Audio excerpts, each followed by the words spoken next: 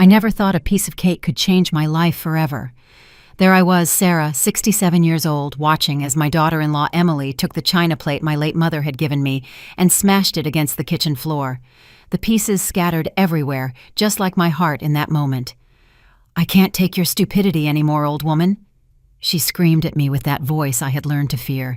"How dare you eat the last piece of cake I bought for Michael? You are shameless."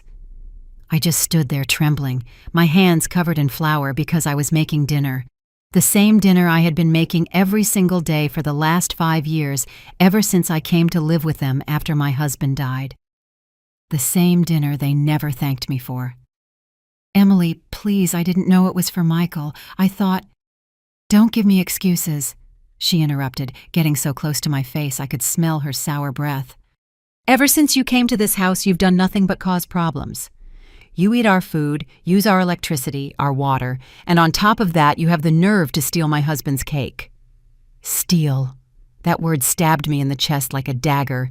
Me, the one who had raised Michael since he was born, the one who carried him in my arms when he had a fever, the one who sold my jewelry to pay for his college, the one who worked double shifts at the factory so he would want for nothing.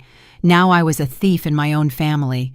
Michael appeared at the kitchen door, drawn by the shouting. My son, my only son to whom I had dedicated my entire life. I thought he would defend me, that he would tell his wife to stop this madness. But when our eyes met, I saw something that broke my soul. Shame. Shame for me. His own mother. "What happened here?" he asked in a tired voice, as if I were a burden he had to bear. "Your mother ate your birthday cake?" Emily said with that fake smile she used when she wanted to manipulate him. "The piece I had saved especially for you after your long day at work." "Mom," Michael sighed, running his hand over his face. "We've told you 1,000 times to ask before taking anything from the refrigerator." I felt the world crashing down on me, my own son defending this woman who treated me worse than an employee. I remembered all the times Emily had yelled at me for using the upstairs bathroom, for sitting on the living room sofa, for turning on the television without permission, and Michael always silent, always avoiding conflict, always choosing her over me. "You know what, Michael?" Emily said with a malicious smile. "I think it's time for your mother to find another place to live. This house has gotten too small for all of us." The words fell like bombs in the silent kitchen. Michael said nothing. He just stared at the floor. And I understood. I understood that for 5 years I had been living where I wasn't welcome, being tolerated out of charity, enduring humiliation because I had nowhere else to go. "But Emily," I whispered, my voice breaking, "this house belonged to my husband. We bought it together 30 years ago." "It belonged," she emphasized cruelly, "but now it's in Michael's name, and Michael is married to me. If you don't like how we run our home, the door is right there." My mind flashed back to all the sacrifices I had made for this family. I remembered when Michael got married and they didn't have money for the down payment on the house. I signed the papers to transfer the property to him, trusting that I would always have a place in his home. I remembered the $15,000 I took from my savings to pay for their honeymoon, the $10,000 I lent them when Emily wanted to open her beauty salon. Money they never paid back. "Right, Mom." Michael's voice snapped me out of my thoughts. "Maybe Emily is right. You could look for a small apartment, something more comfortable for you." Comfortable for me? As if the problem was my comfort, and not the fact that his wife hated me and he was too much of a coward to defend me. "I don't have money for an apartment, son," I told him with the little dignity I had left. "Well," Emily shrugged with indifference, "then you'll have to find a job? At 67, you can still work perfectly fine." Work. At my age, with my arthritic hands and my back that ached every morning, after I had already worked 40 years in the same factory until I retired, after I had raised Michael alone because his father worked day and night. In that moment, something inside me shattered. Not just my mother's plate, but something much deeper. The image I had of my family, the hope that things would get better, the illusion that my son loved me enough to protect me from his abusive wife. I couldn't sleep that night. I stayed awake in my small room, the one that had been Michael's study, remembering every moment that had led me to this hell. I looked at the four walls surrounding me, decorated with the few things I had managed to save from my old life: my wedding photo, my grandmother's rosary, the antique mirror my husband gave me on our 10th anniversary. How had I ended up here? When had I become this frightened woman who had to ask permission for everything in what used to be her own house? I remembered the day Michael was born. I was in labor for 18 hours alone because his father had to work an extra shift. When I finally held him in my arms, I swore that child would never know the poverty I had lived through. I worked at the textile factory ever since he was 6 months old, leaving him with my neighbor Chloe so I could pay for his diapers, his milk, his medicine. When Michael was 8 and wanted a bicycle for Christmas, I worked double shifts for 3 months. I remember my hands bleeding from the machines, my feet swollen from standing for 14 hours straight. But it was worth it to see his smile that December morning. When he turned 15 and all his friends had brand-name shoes, I sold my gold earrings, the only ones my mother had given me before she died. Michael never knew where the money came from for those shoes he wanted so badly, and when he graduated from high school and wanted to study engineering, I mortgaged the house I had inherited from my parents.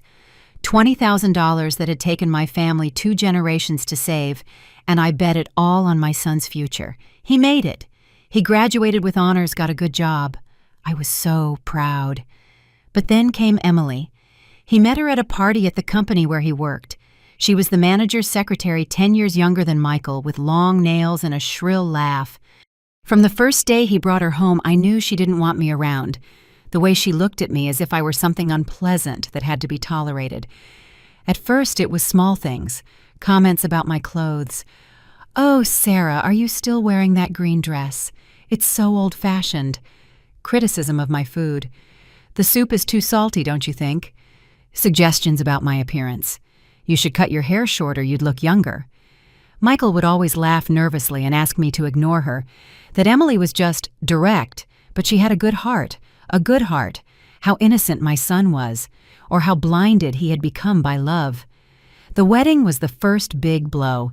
Emily wanted a ceremony at the most expensive hotel in the city with 300 guests and an imported dress.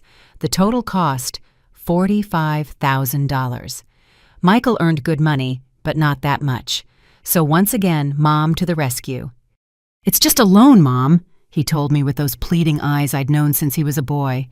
"I'll pay you back in a year, I promise." I liquidated my retirement plan. All the money I had saved for 20 years for my final days went to Flowers Musicians and Lobster for a wedding that lasted 6 hours. They never paid me back a single cent. Then came the house. The apartment where they lived was too small, according to Emily. They needed something bigger, more elegant, in a better area. They found the perfect house, $120,000. Michael had $30,000 saved, but he needed another $30,000 for the down payment on the mortgage. "Mom," he told me one afternoon while Emily pretended not to listen from the kitchen. "Remember the house where you lived with Dad? It's in an area that's really going up in value. You could sell it and come live with us. That way you'd be close to family and you could help us with the down payment." The house where I had lived for 30 years, where I had raised Michael, where I had cared for his sick father until his last days, where all my memories were. I sold it for $50,000 and gave them $30,000 for their new house. The other $20,000 I kept for my future expenses, not knowing it would become my only financial security. At first, living with them wasn't so bad. Michael worked all day and Emily went out a lot with her friends, so I had the house to myself most of the time. I cooked, I cleaned, I kept everything in order. I felt useful. But things changed when Emily quit her job. She decided she wanted to be a housewife and start a small business. A beauty salon, to be exact. The cost of the equipment, the rent for the space and the decorations, another $15,000. Where were they going to get that money? "Mom, it's a safe investment," Michael explained to me while Emily beamed. "In 2 years, we'll pay you back everything with interest. $15,000 more from my savings. I only had $5,000 left from a lifetime of work. The beauty salon went bankrupt in 6 months. Emily said the people in that area had no class and couldn't appreciate her services, that it was just bad luck, that things would get better. But the money never came back, and I was left living off the charity of my son and his wife, off the miserable pension the government gave me. $300 a month that wasn't enough for anything. And that's when the real hell began. Emily started treating me like I was a maid. I had to get up at 5 in the morning to make breakfast. I washed the dishes, the clothes, cleaned the house from top to bottom. If I protested, she would remind me that I was living in her house for free. "It's not that we don't love you, Sarah," she would tell me with that fake smile. "But you have to understand that this is a family, and families help each other. Help each other." While I did all the housework without even getting a thank you, the humiliation escalated. I couldn't use the main bathroom because it was only for Michael and Emily. My shower time was at 5 in the morning before they woke up. I couldn't watch television after 8 at night because it disturbed their sleep. I couldn't have visitors because the house wasn't a hotel. When my old neighbor Chloe came to see me, Emily treated her with such coldness that the poor woman stopped coming.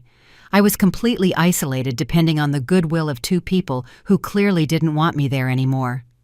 Michael saw all of this, but he always had an excuse. That Emily was stressed, that it was hard for 3 adults to live in the same house, that I should be more understanding. Me, who had sacrificed everything for him.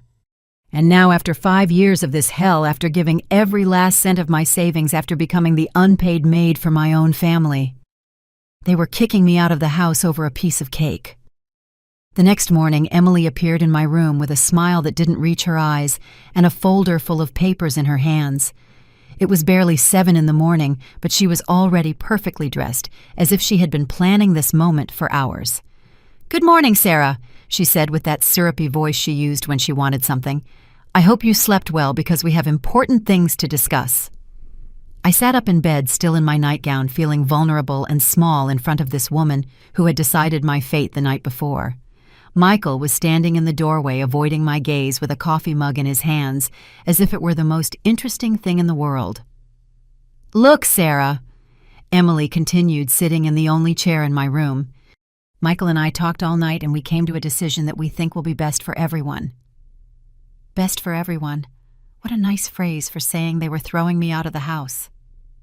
"We've decided to give you 1 month to find another place to live," she announced as if she were doing me a huge favor. 1 full month. That's more than enough time to get a small, comfortable apartment. An apartment. With what money I wanted to ask, but I kept quiet. I already knew my financial problems were not her concern. "And to make things easier for you," she continued, opening the folder, "we've prepared these documents. They're just legal formalities to protect the family." She held the papers out to me. They were several pages full of small print with official seals and spaces marked for signatures. I tried to read, but without my glasses I couldn't make out the words clearly. "What do they say?" I asked, and I immediately felt stupid for sounding so helpless. "They're release documents," Michael finally explained, approaching the bed. "Basically, you renounce any future claim on this property and acknowledge that you are leaving of your own free will." Renounce. Free will. As if I had chosen this humiliation. "But Michael," my voice sounded weaker than I wanted. "Your father and I bought this house. I put down the down payment. Me." "Mom," he interrupted impatiently, "that was 30 years ago. Things have changed. You yourself transferred the property to my name when we got married. You no longer have legal rights to this house." Legal rights. My own son was talking to me as if I were a stranger trying to scam him. "Besides," Emily chimed in cruelly, "you've lived here for 5 years without paying rent, without paying utilities, eating our food. If we do the math, you owe us about $20,000 in expenses." $20,000, the same amount I had given them from the savings from my house. But of course they didn't remember that anymore. "Also," she continued, relentless, "there's the issue of all the damage you've caused. The plate you broke yesterday was an antique that cost $500. The stains on your room's carpet. The general wear and tear from your presence." Every word was a slap in the face. They were charging me for the privilege of being mistreated in what was once my home. "If you sign these papers," Michael said, avoiding eye contact, "we will waive those debts and let you leave in peace." In peace. as if I had the option of war. I took the papers with trembling hands. Without my glasses, the letters were blurry, but I could make out a few phrases. Total waiver of rights. Voluntary departure. No future claims. It was like signing my own civil death sentence. And if I don't sign? I asked, although I already knew the answer.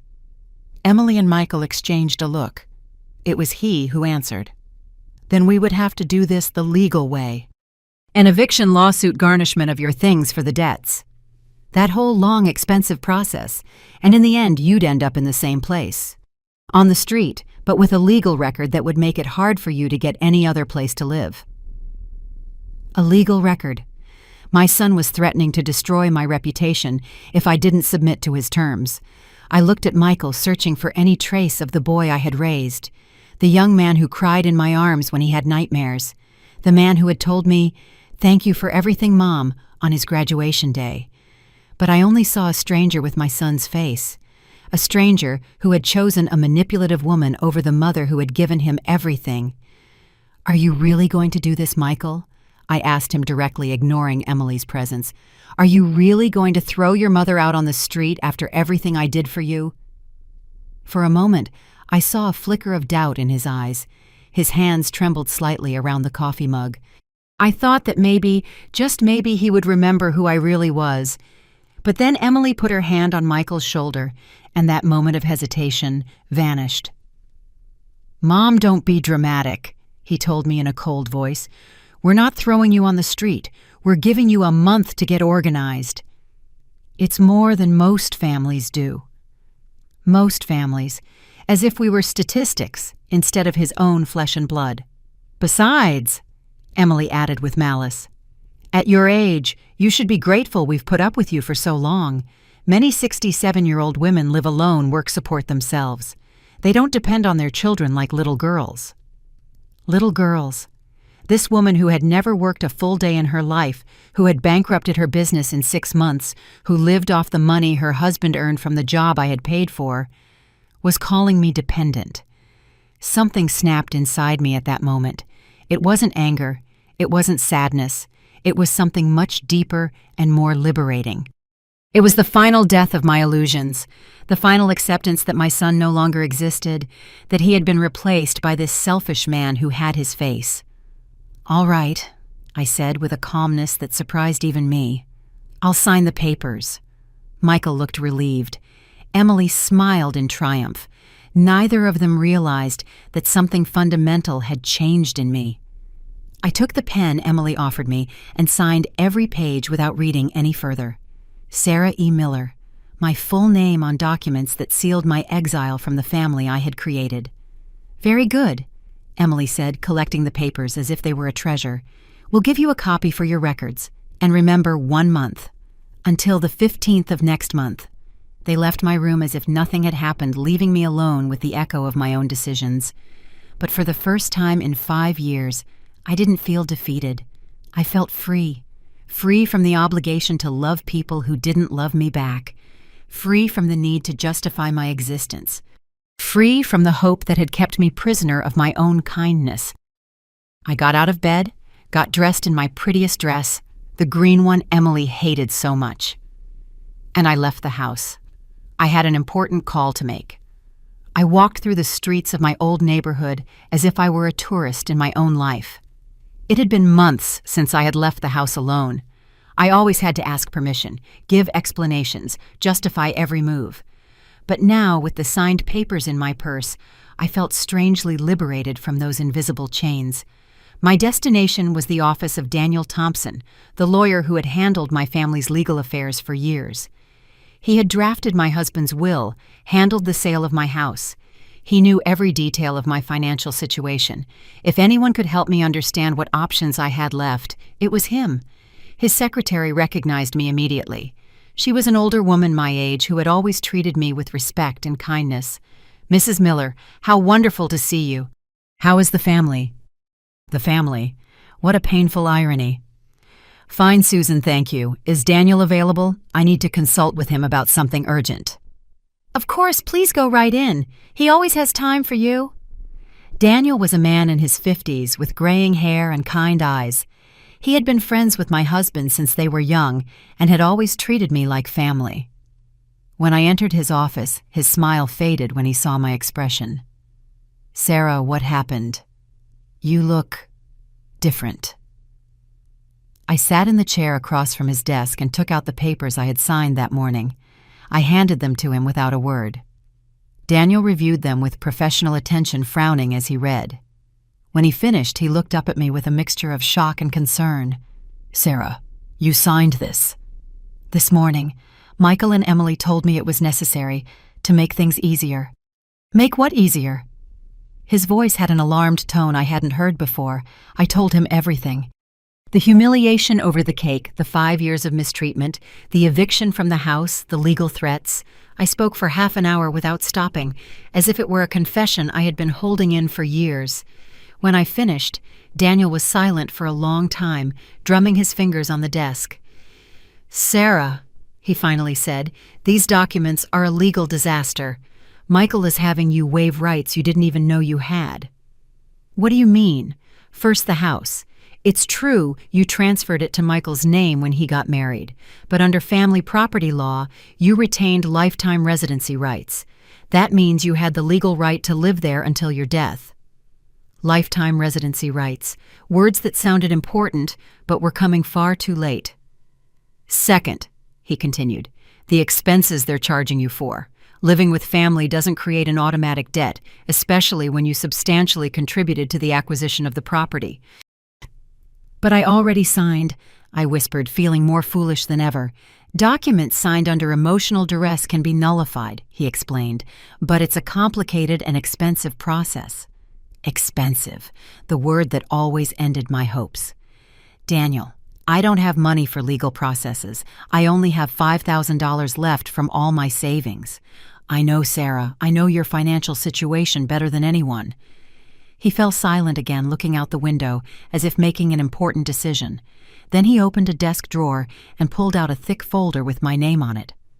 "Sarah, there's something I have to tell you. Something that arrived 3 days ago. I was going to call you about it, but with all this..."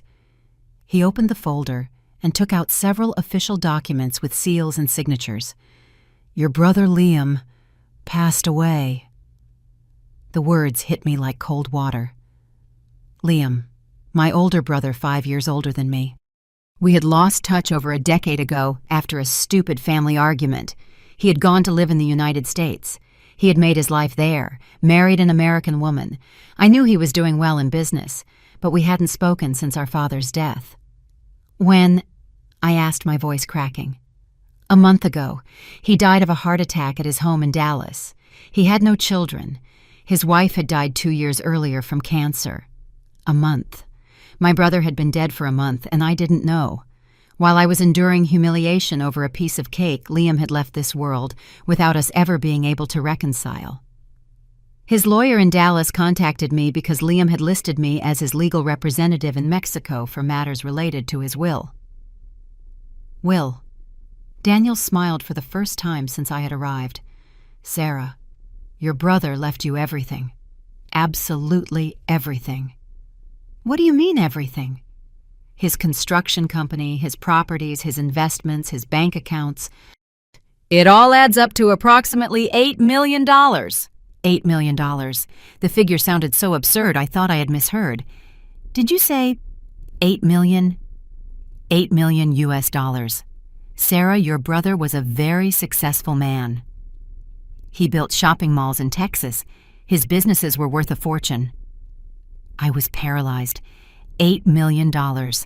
Me, who had been worrying about how I was going to pay $500 a month for an apartment, had just become a millionaire.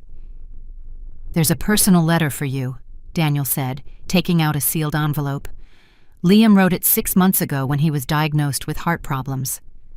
I opened the letter with trembling hands, my brother's handwriting, which I hadn't seen in years. "Dear Sarah, if you're reading this, it means I'm no longer in this world, and you're finally going to know the truth about my life in the United States. I always admired you for your strength, sister. When Dad got sick and I left like a coward to find a better life, you stayed to take care of him. When Mom needed surgery, I sent money, but you gave your time, your love, your life. I built a fortune here, but I never had the courage to call you after our stupid fight. My pride was stronger than my brotherly love. Now that I know my time is running out, I want to fix that mistake. Everything I have is yours. Not because you need charity, but because it belongs to you by right. You are the one who always gave everything for the family without asking for anything in return. Use this money to be free, sister, to live as you deserve to live. With love and regret, your brother, Liam. Tears streamed down my face as I read my dead brother's words. Words of love that came at the exact moment I needed them most. The legal paperwork will take about 6 weeks, Daniel explained.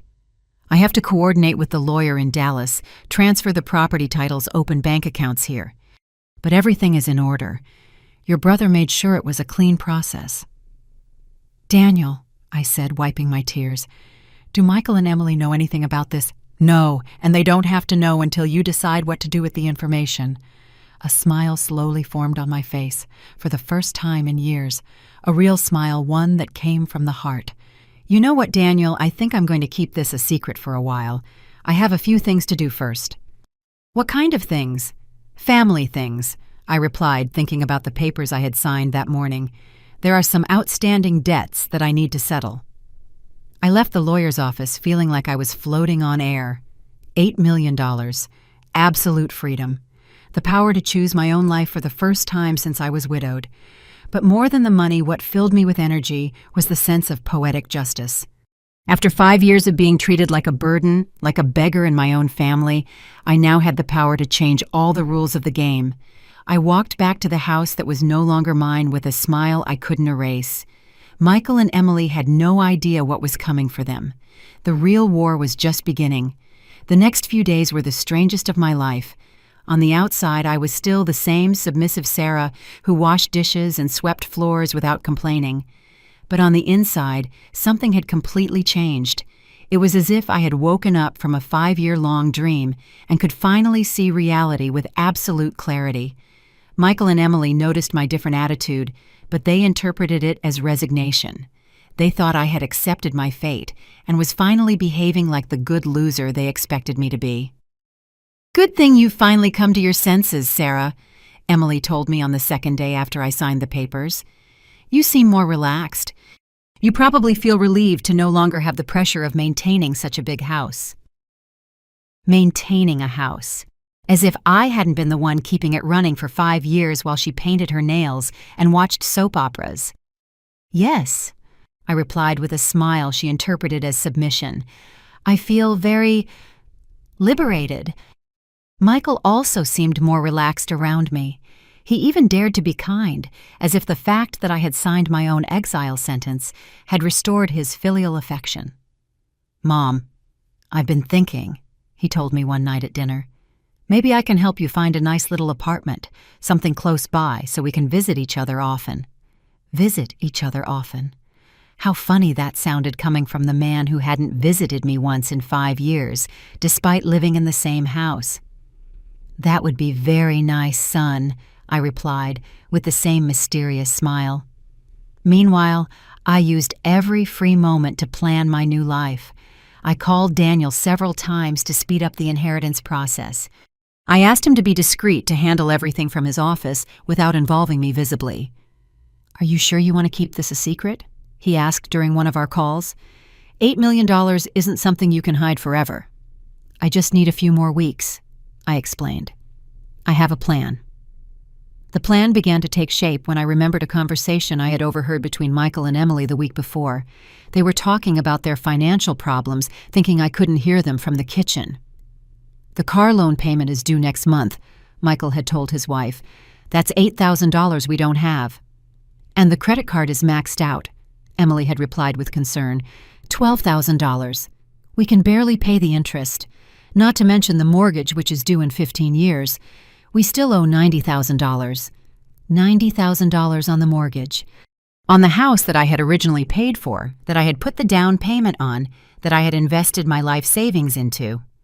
That night while they slept, I went down to the living room and discreetly checked the papers they always left on the dining room table. Bills, bank statements, letters from the bank. The situation was worse than I had heard. Michael earned $4,000 a month, but their expenses were almost $5,000. They covered the difference with credit cards and loans that were becoming increasingly unpayable. In 6 months a year at most, they would be bankrupt. And that's when I had the most brilliant idea of my life. The next day, while Emily was at the salon getting her nails done, I sat down with Michael in the kitchen. "Son," I said with a worried voice, "I've been thinking about my financial situation." "What's wrong, Mom?" "Well, you know I only have $5,000 saved. It's not enough to rent a place and support myself until I find a job."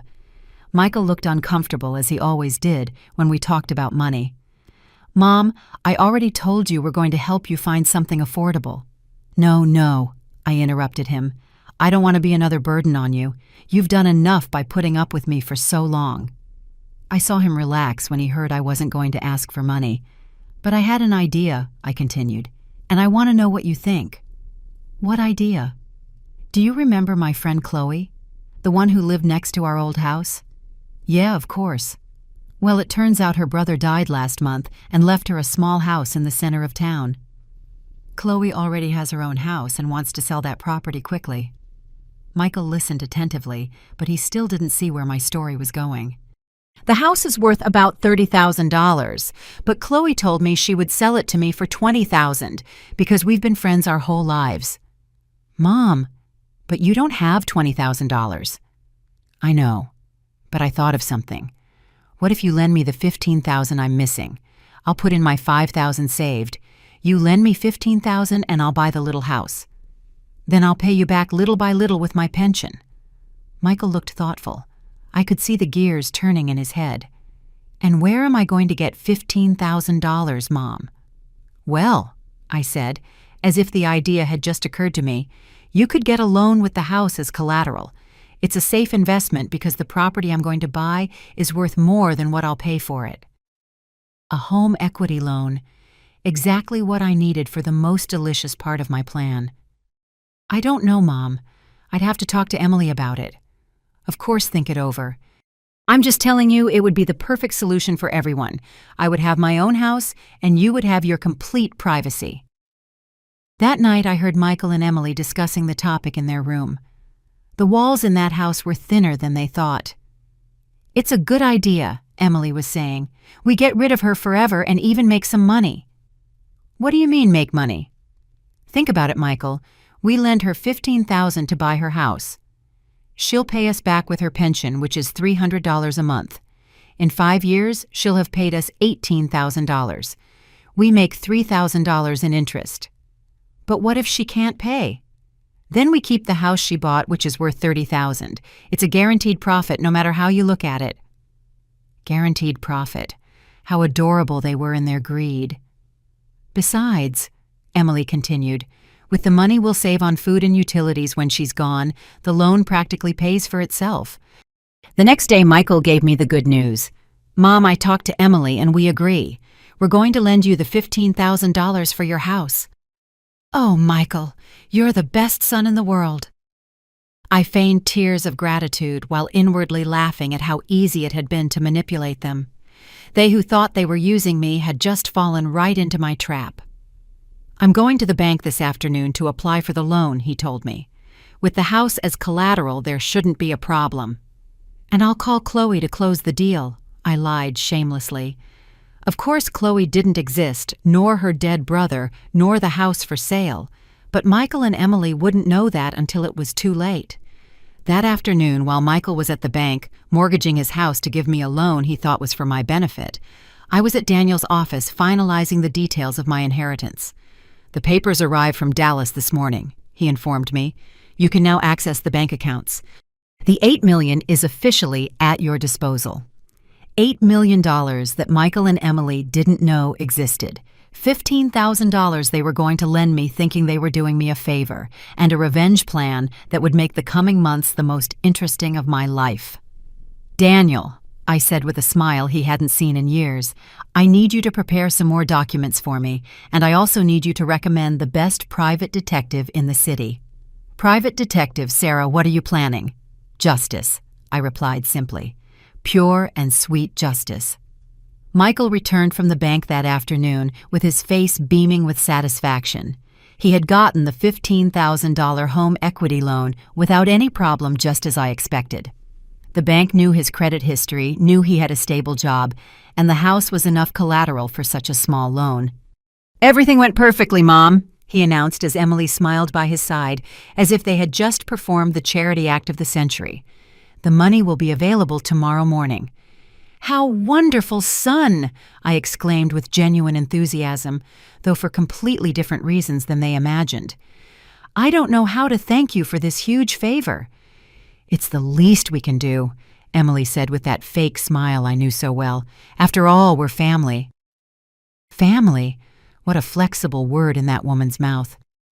That night after they went to sleep, I called Daniel from my old cell phone, whispering from my room. "The bait worked perfectly," I reported. "Tomorrow they're going to deposit $15,000 into my account."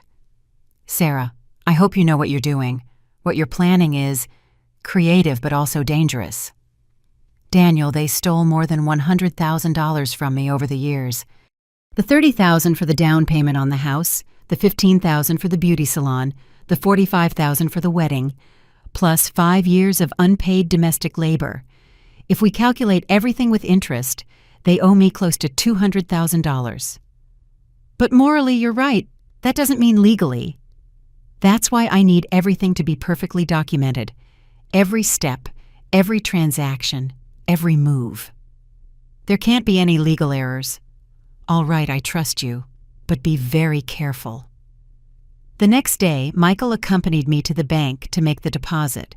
He wanted to make sure the money went directly to the purchase of my supposed new house. Of course, I had prepared all the necessary theater. "Chloe told me to meet her directly at the notary's office," I explained as we walked to the bank. "She's going to bring all the property papers and I'll bring the money. That way we can close the deal at once. Are you sure you don't want me to go with you?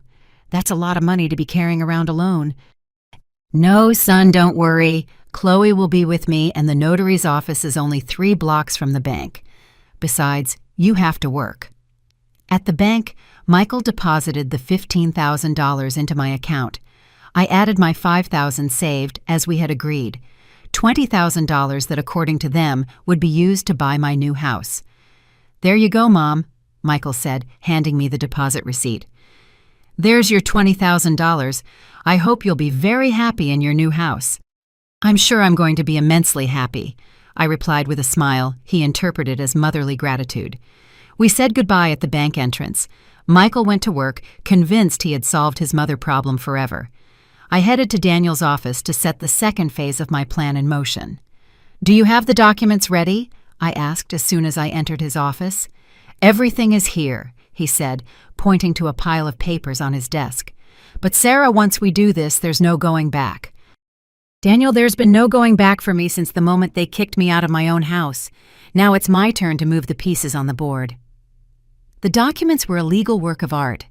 Daniel had used all his expertise to create a perfectly legal web that Michael and Emily wouldn't see coming until it was too late. First, he had created a shell company called Chloe Properties LLC, with a business address at a colleague's office in another city. Second, he had prepared fake deeds for a non-existent property that on paper looked completely legitimate. Third, he had established a corporate bank account where the $20,000 from the purchase would be deposited. "The beauty of the plan," Daniel explained, "is that technically you're not stealing anything. Michael voluntarily lent you money for a real estate investment. The fact that this investment isn't what he thinks, well, that's another story." That afternoon, I called Michael from the supposed notary's office. "Michael, it's done. I've bought the house." "That's great news, Mom. How is it? Do you like it?" "It's perfect. Small but cozy. It has 2 bedrooms, a full kitchen, a beautiful backyard. Chloe was right. It's a steal for $20,000. "I'm so glad, Mom. When are you moving in?" "Well, the house needs some minor repairs. Chloe recommended a contractor who can do it all in a week. In the meantime, if it's no trouble, I'll stay these last few days with you." "Of course it's no trouble. This is your home until you officially move." You're home. What delicious irony. During that week, while Michael and Emily discreetly celebrated my upcoming departure, I worked on the third phase of my plan. I had hired the private detective Daniel recommended, a man named Mark, who had been a cop for 20 years before opening his own agency. "What kind of investigation do you need, ma'am?" he had asked during our first meeting. "I want you to thoroughly investigate the finances of my son Michael and my daughter-in-law Emily. Their debts, their income, their properties, their bank movements, everything." "May I ask why?" "Because I'm going to buy their debts." Mark looked at me with surprise, but he was too professional to ask unnecessary questions. "Understood. How deep do you want the investigation?" "Everything. Absolutely everything, no matter what it costs." The results came back 3 days later. Mark had done an impeccable job. Michael and Emily weren't just in financial trouble. They were on the verge of total economic collapse. They owed $12,000 on credit cards with 25% annual interest. They owed $8,000 on the car loan with $400 monthly payments.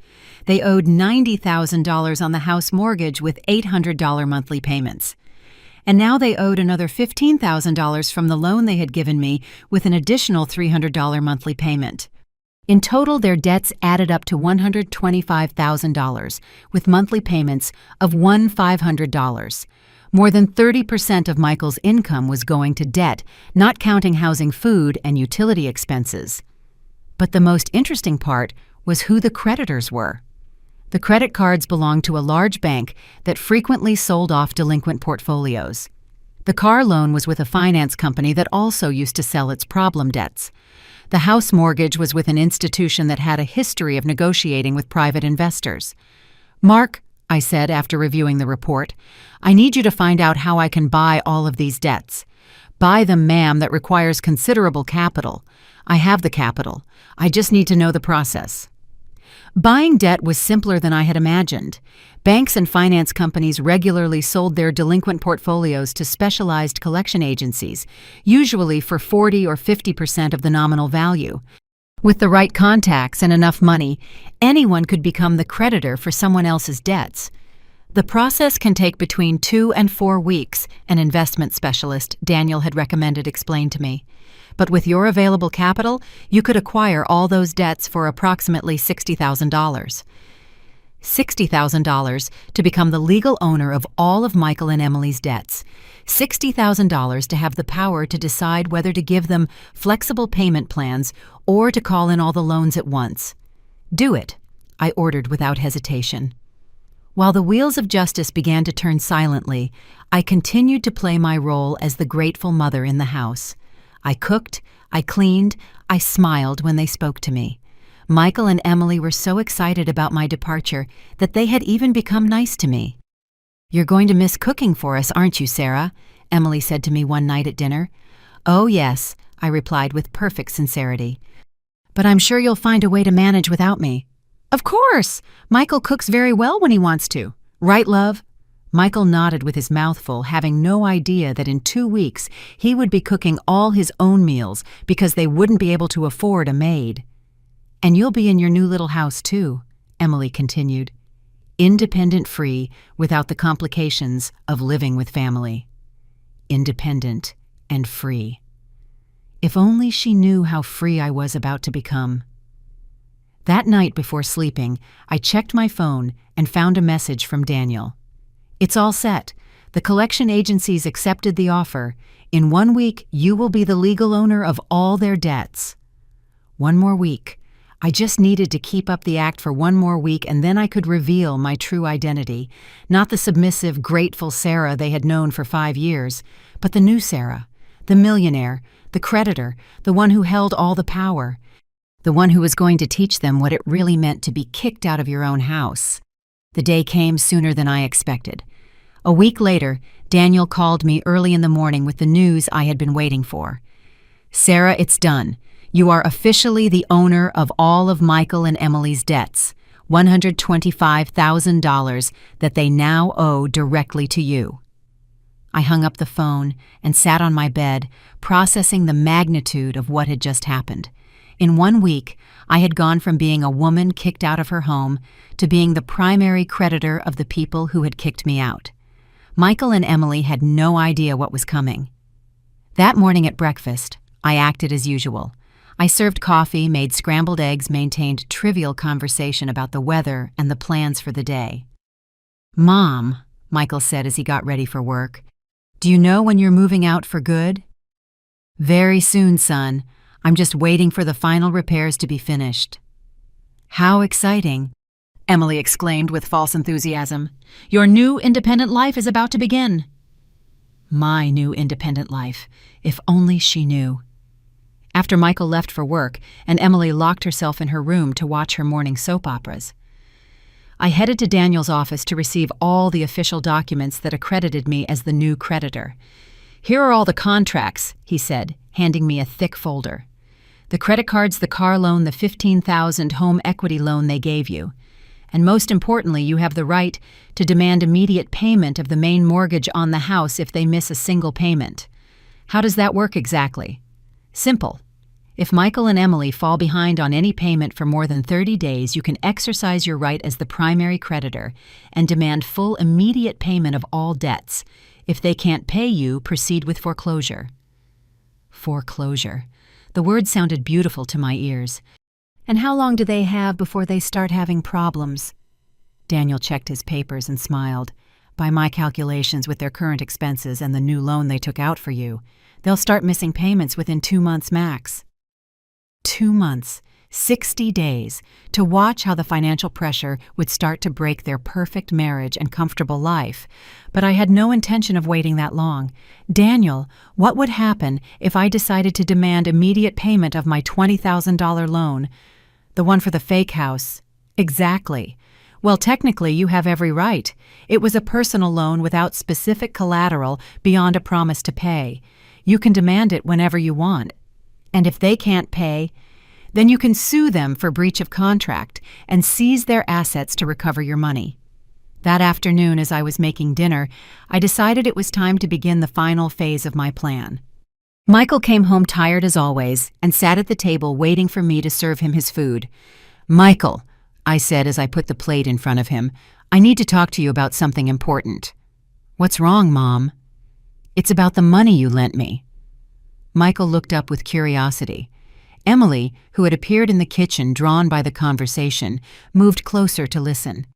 "What about the money?" Emily asked with slight concern. "Well, it turns out there was a problem with the house." "What kind of problem?" Michael stopped eating. "Chloe called me this morning. Apparently, there's a legal issue with the property. The brother who died had debts we didn't know about, and creditors are claiming the house." I watched Michael's face turn pale. "What does that mean, Mom?" "It means I can't keep the house. The lawyers say the whole process is going to take months to resolve, maybe years." "And the money?" Emily asked in a sharp voice. "That's the problem. Since the sale was canceled, I have to return the $20,000. But Chloe had already spent part of the money paying off some of her brother's urgent debts." Michael and Emily looked at each other in horror. "How much can she return?" Michael asked. "Only $5,000. The other $15,000, it's lost." The silence that followed was deafening. I could see the gears turning in their heads trying to process the magnitude of the disaster. "But Mom," Michael said in a trembling voice, "that $15,000, I took that out on the house mortgage. I have to pay it back monthly." "I know Son and I feel terrible, but it wasn't my fault. It was Chloe who didn't tell us about the legal problems." "And what are we going to do now?" Emily screamed. "We don't have $15,000 to pay back the bank." "Calm down," I told them in a calm voice. "I've been thinking about a solution." "What solution?" they asked in unison. "Well, I could stay here a little longer until we resolve this. And I could help you pay off that debt gradually with my pension." "How?" Michael looked desperate. "My pension is $300 a month. If I stayed living here and gave you all that money to pay the debt, in 5 years we'd have it paid off. 5 more years of having me in the house." I could see the horror in Emily's eyes. "But Sarah," she said, trying to maintain her composure, "you already signed the release papers. You can't legally live here anymore. Ah, yes, the papers, I said, as if I had just remembered them. Well, I suppose we'd have to nullify those documents. After all, they were signed under the premise that I would have my own house. Nullify the papers? Michael looked confused. Yes. Since the situation has changed completely, we'd have to return everything to its original state. I watched Emily and Michael exchange panicked glances. They had counted on my departure. They had made plans. Emily had already started turning my room into her extra closet. "Mom," Michael said finally, "is there no other solution?" "Well," I pretended to think carefully, "I suppose you could get the money from another source and pay me back the $15,000 immediately. That way I could look for another house and you'd be free of the debt with me." "Where are we going to get $15,000? Emily yelled. "I don't know," I replied, shrugging. "Maybe another loan, or selling something of value. Or asking family for help." "My family doesn't have money," Michael mumbled. "And mine doesn't either," Emily added. "Then I suppose the only option is for me to stay here and pay you back little by little with my pension." The rest of the dinner passed in deathly silence. Michael and Emily barely touched their food, too busy processing their new reality. Not only had they not gotten rid of me, but now they owed me money and were legally obligated to keep me in the house. That night I heard them arguing in their room until very late. Their voices pierced the walls like music to my ears. "This is a disaster," Emily screamed. "Now we have her here forever." "What did you want me to do if I didn't lend her the money? We would have looked like the heartless kids who kicked their mother out on the street. But now we have a $15,000 debt we can't pay. At least she's going to help with $300 a month." $300? The loan payment is $350 a month. We're going to have to put in an extra $50 every month for 5 years. And what choice do we have? The argument continued until they fell asleep from sheer exhaustion. I, on the other hand, slept like a baby, knowing that the next day, the most fun part of my revenge would begin. Because they didn't know that I was their new creditor. They didn't know I had $8 million in the bank. They didn't know that every move they had made for the past week had been orchestrated by me. And they definitely didn't know what awaited them in the coming days. The following days were like a play for which only I knew the ending. Michael and Emily tried to maintain a facade of normalcy, but the tension was so thick you could cut it with a knife. Their conversations had turned into nervous whispers. Their expressions were of constant worry, and for the first time in 5 years, they treated me with a forced politeness that bordered on the ridiculous. "Can I get you more coffee, Sarah?" Emily would ask me at breakfast when before she would yell at me if I dared to use her good cups. "Are you comfortable in your room, Mom?" Michael would ask when before he had made me feel like an intruder in my own home.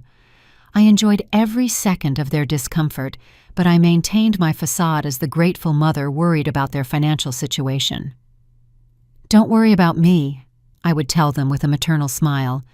"The important thing is that we get through this together as a family." Family! That word now had a completely different taste in my mouth. On Wednesday of that week, I decided to speed things up. I called Daniel from my room and gave him the final instructions. "It's time to collect," I told him simply. "All the debts, all of them. I want you to officially notify them that their loans have been transferred to a new creditor and that immediate payment is required." "Sarah, are you sure? Once you do this, you can't play the innocent anymore." "Daniel, I stopped being innocent 5 years ago. Now I want to be powerful." That afternoon, while Michael was at work and Emily was watching her soap operas, the first messenger arrived. A uniformed young man knocked on the door with an official envelope addressed to Michael and Emily Miller. "What is it?" Emily asked, taking the envelope suspiciously. "Legal notification, ma'am. I need you to sign for it." Emily signed and closed the door, staring at the envelope as if it were a bomb. She stood in the living room for several minutes, not daring to open it. "What's wrong, dear?" I asked with genuine motherly concern. "I don't know, Sarah. It's something legal. We better wait for Michael to get home." 30 minutes later, the second messenger arrived. Another official envelope. Then the third. By the time Michael got home from work at 6, there were 4 official envelopes waiting for him on the dining room table. "What is all this?" he asked in a shaky voice. "I haven't opened them," Emily said. "I wanted to wait for you." Michael took the first envelope and opened it with trembling hands. His face turned pale as he read. "What does it say?" Emily asked. It's from the credit card company. They're saying our debt was sold to a collection agency and they require immediate payment of the $12,000. Immediate payment. Why? Michael opened the second envelope. This one is from the car loan. They sold the debt too. They require immediate payment of $8,000. The third was from the mortgage company. $15,000. Immediate payment. The fourth was from a company they had never heard of, demanding $90,000 for the main mortgage on the house. "I don't understand," Emily mumbled. "Why would all the companies sell our debts at the same time?" "I don't know." Michael checked the papers over and over. "This can't be legal. We have the right to pay in installments." "It says here that the new creditor can demand immediate payment if they believe there is a risk of default," he read aloud. "What company is it?" Emily asked. Michael checked all the documents. "It's called Justice Collections and Recoveries, Inc. I've never heard of it." I listened to everything from the kitchen while preparing dinner, holding back my laughter. Justice, Inc. had been Daniel's idea. A little poetic touch to the name of the shell company we had created to handle the collections. "What are we going to do?" Emily moaned. "That's $125,000. We don't have that kind of money." "I'm going to call them tomorrow," Michael said with more confidence than he felt. "This must be a mistake. Companies don't sell all of a person's debts at the same time." The next day, Michael called the number listed on the notifications. The call was answered by Daniel's secretary, who was perfectly trained for her role. "Good morning, Justice Collections and Recoveries. How may I help you?" "This is Michael Miller. I received some notifications about my debts, and I think there's a mistake." "One moment, Mr. Miller. I'll connect you with our legal department." Daniel took the call, modulating his voice so Michael wouldn't recognize him. "Mr. Miller, this is Mr. Smith. I've reviewed your case and there is no mistake. Your credit profile was assessed as high risk, and our company decided to exercise its right to demand immediate payment." "But I've never been late on my payments."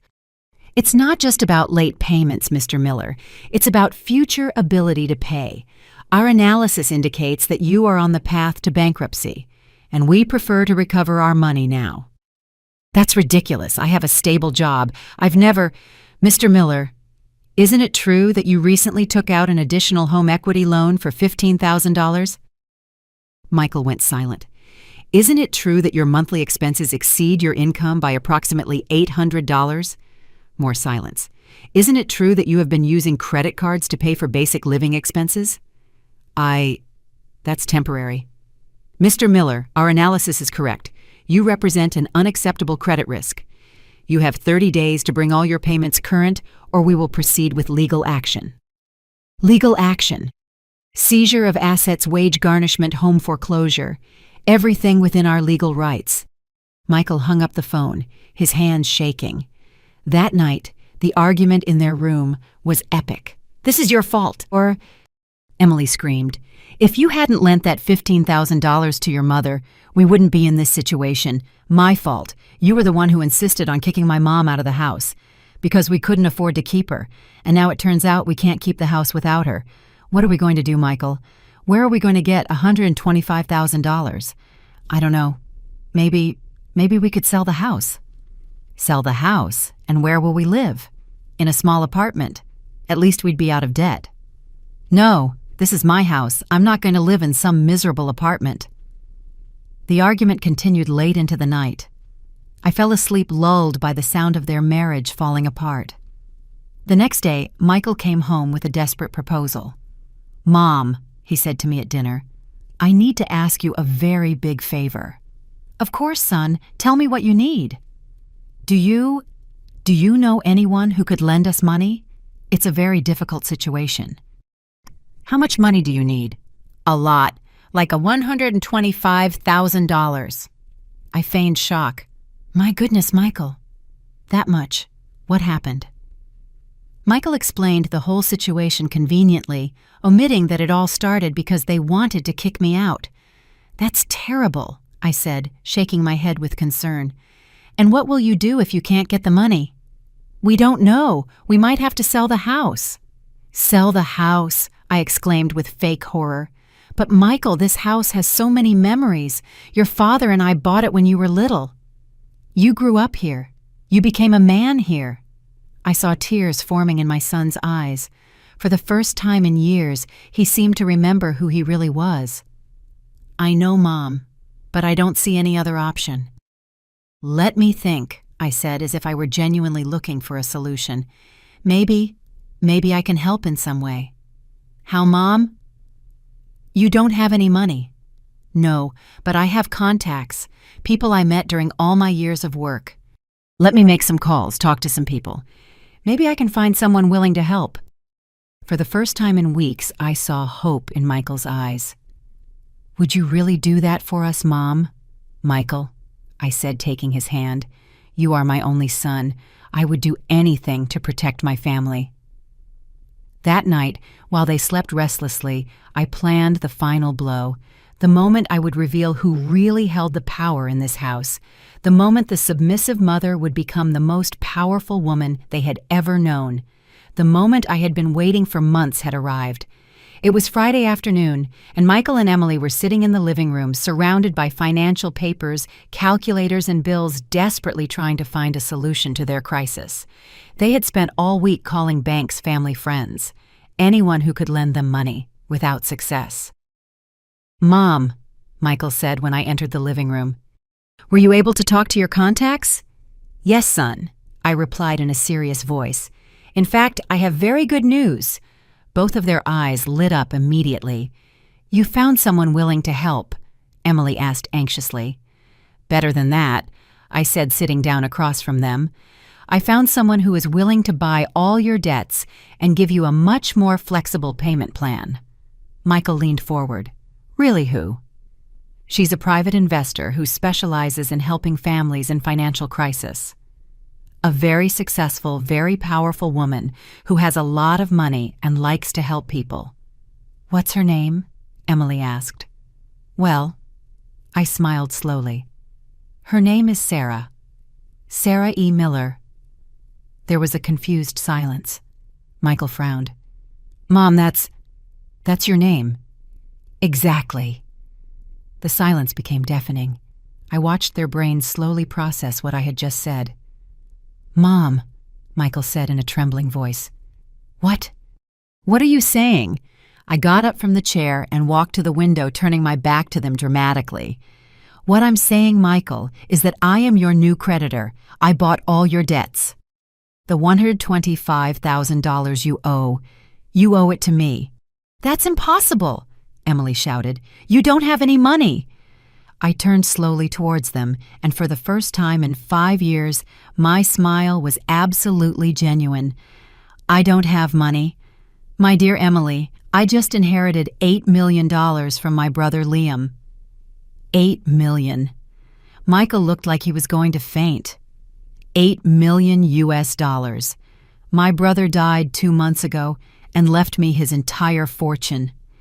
His construction company in Texas, his properties, his investments, everything. Emily staggered to her feet. You're crazy. That can't be true. I took the official inheritance documents from my bag and threw them on the table. Here are the papers, signed by lawyers in Dallas and Mexico. Every cent is documented and completely legal. Michael picked up the documents with shaking hands and began to read. His face grew paler with every page. This says you own multiple commercial properties, bank accounts with millions of dollars. And also, I interrupted, I am the owner of all your debts. Do you know what my collection agency is called? Justice, Inc. A very fitting name, don't you think? Emily collapsed onto the sofa as if she had been shot. You're the company that's collecting from us. Of course. Did you think I was going to let strangers decide your fate? No, my dears. I wanted to have that pleasure personally. But Mom, Michael looked like he was about to cry. Why? Why would you do this to us? I approached him slowly, and my voice turned cold as steel. Why, Michael? You're really asking me why? We took care of you for 5 years. Take care of me. My laughter echoed through the house. Michael, you treated me like a maid for 5 years. You humiliated me. You insulted me. You made me feel like a burden in my own house. But you kicked me out over a piece of cake, I shouted, and it was the first time in years I had let all my rage out. A stupid piece of cake. Do you know what it feels like to have your own son kick you out of the house for something so ridiculous? Michael started to cry. Mom, I didn't want to. Emily was just so stressed. Don't give me excuses, I yelled in his face. You allowed that woman to treat me like trash. You chose to keep the peace with her instead of defending your mother. I turned to Emily, who seemed to be in shock. And you, dear daughter-in-law, you hated me so much you couldn't even stand the sight of me. You charged me for breathing your air. You treated me worse than a stranger. Sarah, Don't call me Sarah, I roared. You lost that right the day you broke my mother's plate and screamed at me like I was a criminal. I returned to my spot across from them, regaining my composure.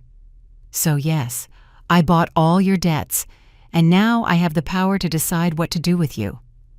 What are you going to do? Michael whispered. Well, I have several options. I can call in all the loans immediately and take the house, the car, garnish your wages until you pay me back every last cent.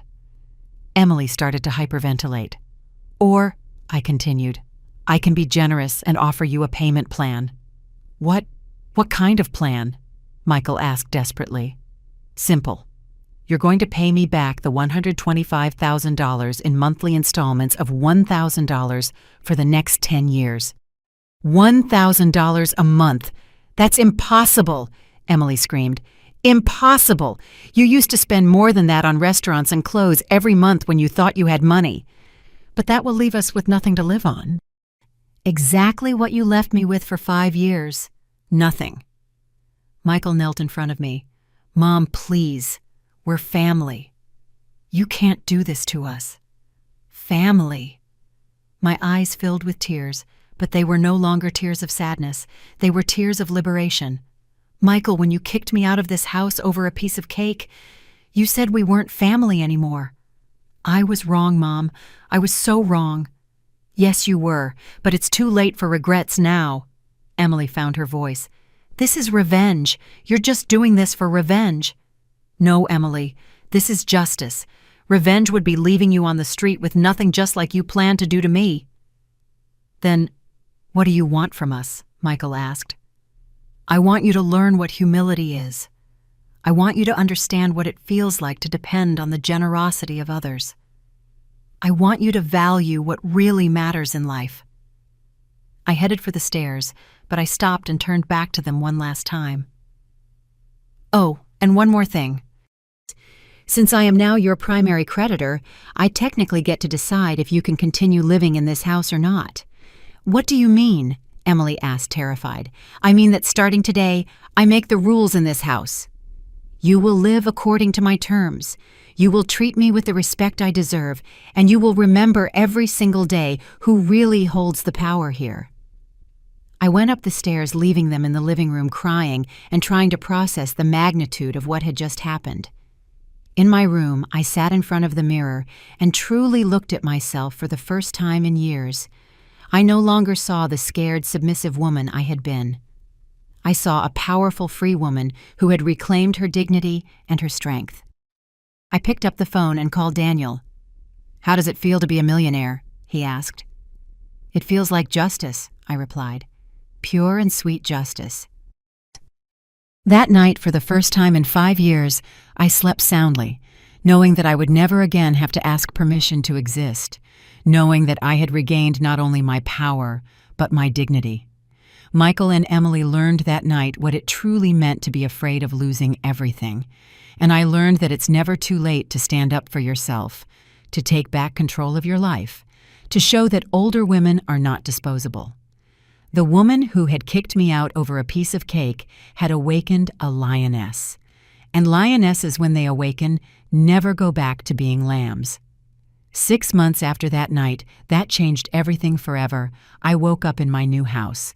Not the house where I had lived for 30 years with my husband, nor the small room where I had been relegated for 5 years of humiliation. This was my house, a 2-story mansion I had bought with my own fortune in the best neighborhood in the city, with a garden, a swimming pool, and a view of the mountains. I got up without rushing, put on my pink silk robe, and went down to breakfast in my dining room, where my housekeeper, a kind woman named Rachel, had already prepared fresh coffee and French toast. "Good morning, Mrs. Miller." She greeted me with genuine warmth. "How did you sleep?" "Wonderfully, Rachel, as always." While I ate, I checked my mail. There were thank you letters from the 3 charitable foundations I had established with part of my fortune, one for elderly women in vulnerable situations, one for single mothers needing housing, and a third for victims of family abuse. $2 million distributed among causes that truly mattered to me. There was also a report from my investment manager. My remaining $6 million had grown to nearly $7 million in these few months, thanks to smart investments in real estate and tech stocks. But the most interesting letter was from Daniel. Michael and Emily had religiously made their $1,000 monthly payments for 6 consecutive months. They hadn't missed a single day. The transformation had been dramatic. Michael had to get a second job working nights as a security guard to make the money they needed for the payments. Emily had to go back to work for the first time in years, getting a job as a receptionist at a dental clinic. They could no longer afford expensive restaurants, designer clothes, or vacations. They cooked at home, shopped at discount markets, and had sold their car to buy a cheaper used one. But most importantly, they had learned the value of work of effort and of humility. Michael called me every Sunday, not to ask for money or favors, but simply to know how I was doing. In those conversations, little by little, I had begun to get back the son I thought I had lost forever.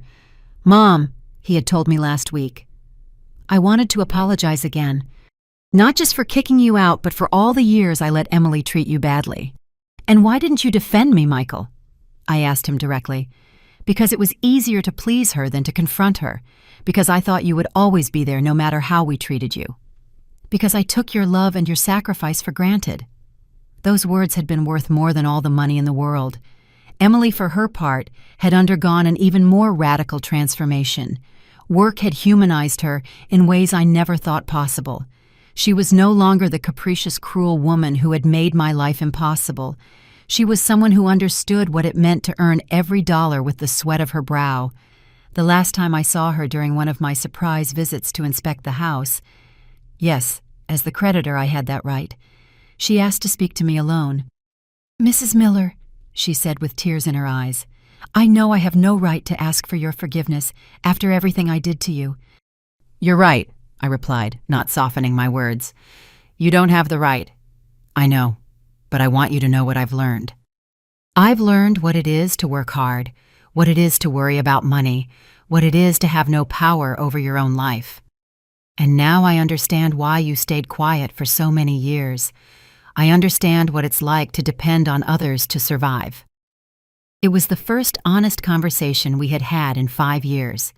I finished my breakfast and headed to my study, where I had a video conference with my lawyers in Dallas. I was considering expanding my brother Liam's businesses, maybe opening a branch in Mexico. While I waited for the meeting to start, I reflected on the journey. I had started as a 67-year-old woman, without power, without money, without respect. A woman who had been kicked out of her home over a piece of cake. A woman who had signed her own eviction with trembling hands. Now I was a 68-year-old woman with $8 million, 3 charitable foundations, my own mansion, and most importantly, the respect of my family reclaimed. It hadn't been revenge, as Emily had screamed that night. It had been justice. It had been teaching them that actions have consequences, that power can change hands, that older women are not invisible or disposable. My phone rang. It was Michael. "Mom, do you have plans for lunch on Sunday?" "Why?" "I wanted to invite you over. Emily is going to cook. Nothing fancy, just a home-cooked meal, like old times." Like old times. But this time would be different. This time I would arrive as a guest, not as a maid. This time they would serve me, not the other way around. I would love that, Michael. Really. I really would. But on one condition. What's that? That you promise me, if you ever disrespect me again or allow anyone else to, there will be no second chances. I promise, Mom, with all my heart. I hung up the phone, smiling. The video conference began, and for the next hour we discussed business expansions, real estate investments, and financial strategies. Words that 6 months ago I had never spoken in my life. When the meeting ended, I went out to my garden. The roses I had planted last month were beginning to bloom. They were beautiful, strong, resilient. Like me. I sat in my favorite chair under the pergola and closed my eyes, feeling the sun on my face. For the first time in decades, I wasn't afraid of the future. I didn't have to ask permission for anything. I didn't have to justify my existence to anyone. I was free. Free to be generous or strict as I saw fit. Free to forgive or keep my distance as my heart dictated. Free to use my power as I best saw fit. And I had learned something fundamental. Respect is not begged for. It is demanded. Dignity is not given. It is defended. And it is never ever too late to take back control of your own life. That afternoon, while reviewing the financial statements of my charitable foundations, I received an unexpected call. It was Chloe, my old neighbor, the one who had stopped visiting when Emily treated her so badly. "Sarah, I just heard about your new situation. I am so happy to know things turned out well for you." "Thank you, Chloe. Life has mysterious ways of balancing things out. You know what? You should write a book about your story. It would be an inspiration to so many women who are going through the same thing." A book. The idea intrigued me. "Maybe I will, Chloe. Do you know what I'd call it? What about the piece of cake that changed my life? We laughed together, and in that laughter there was joy, freedom, and the deep satisfaction of knowing that sometimes, just sometimes, justice really does win." The sun set over my garden, painting the sky in golden colors. It was a new day ending for a new woman, one who had been born from the ashes of humiliation. And tomorrow would be another day to keep living on my own terms, with my own power, writing my own story.